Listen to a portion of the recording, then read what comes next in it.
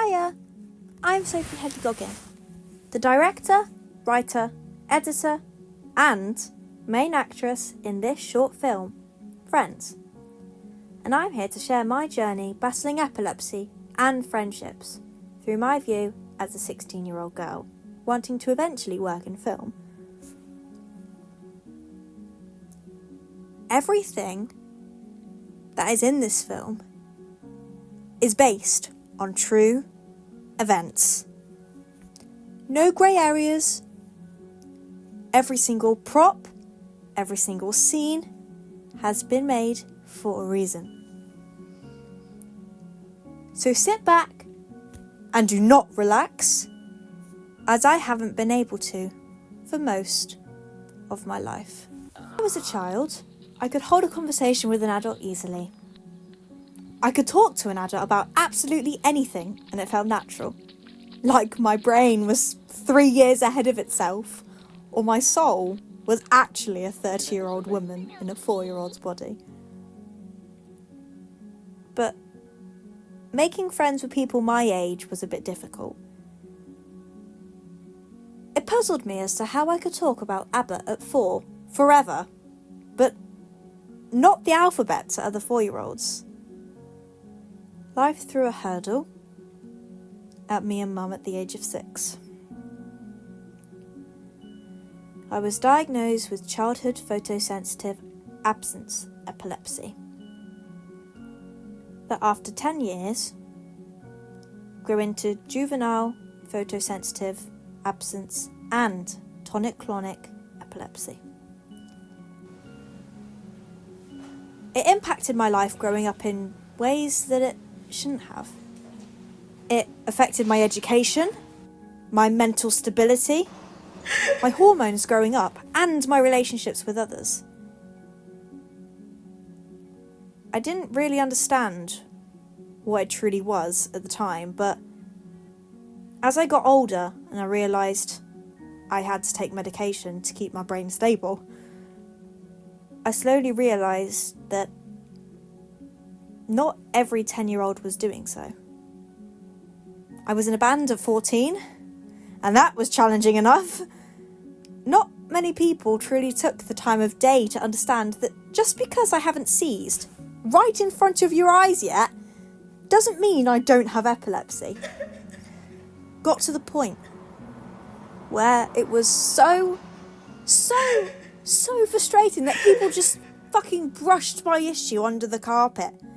No matter how many times I spoke up about my illness, I felt like I was screaming in a soundproof room or screaming for help at a comedy show and everyone thought it was part of the act. As time went on and doctors threw drug after drug after drug at me, bouncing from lamotrigine to ethoxamide, after every appointment, a part of me knew I was going to live with this forever. But I was still hopeful that one medication would put me on the right path. To this day, I have never been stable on any medication. And I am 16 years old. Daydreamer, they called me. When I didn't know what was going on for a short period of time because my brain switched off without warning, when my soul finally returned into the room and I asked, "Sorry, I had an absence. Can you repeat that, please?" They called me a fucking daydreamer. When I knew something was wrong, when I couldn't remember the last sentence they said, they called me a fucking daydreamer. When I realised I got so stressed out that it caused me to have absences, they still called me a fucking daydreamer.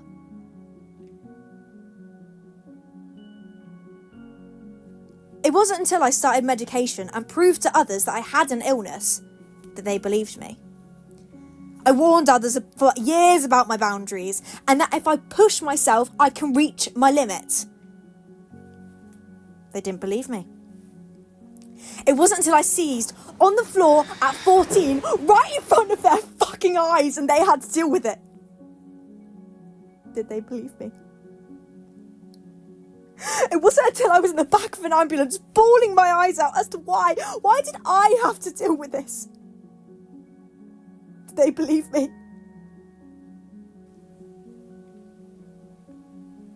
Just because I can sing on stage in a white jumpsuit and hit all the notes perfectly does not mean I do not suffer with an illness that tears me apart every single day. Just because I have to limit my drink consumption for my own safety does not mean I do not like to party. Just because I look so-called normal on the outside doesn't mean I'm not suffering on the inside.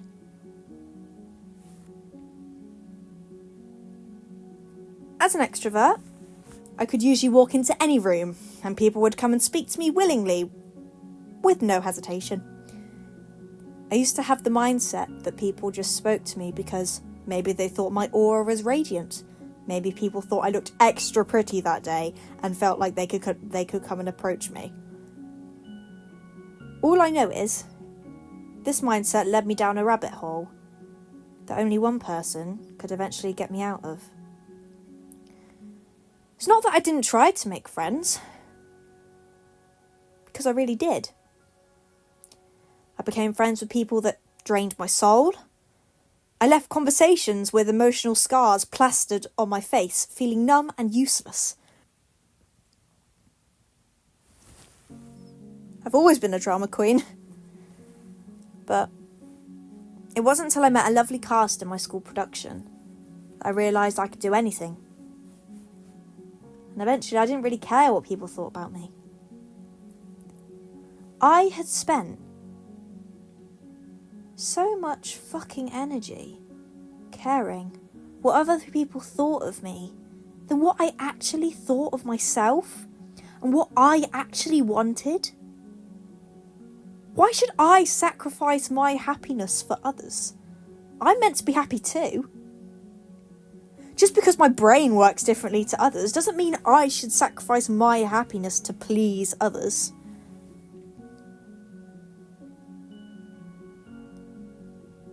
Epilepsy does not and will never define you and who you are, no matter what.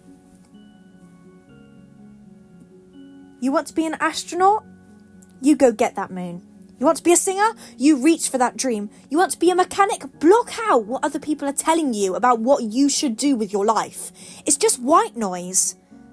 Nothing is stopping you but yourself and how you view your life. Reach for the stars, and they will grant you with your dreams.